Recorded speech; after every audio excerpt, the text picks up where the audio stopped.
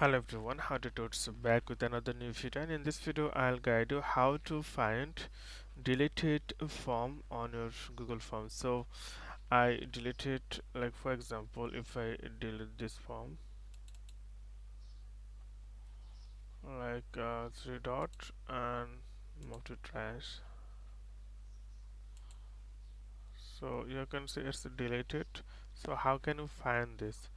So simply click the three line left top corner and click the drive,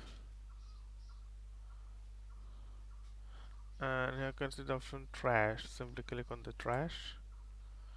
Then you can see this option, simply click here, or then you can click the three dot and restore. And if you refresh this, and you can see this form is here and restored successfully. So this way you can find your trash, but you can find it before 30 days, and after 30 days you aren't able to restore any, or you aren't able to find any form. So friend, today is no more, and see you in the next video.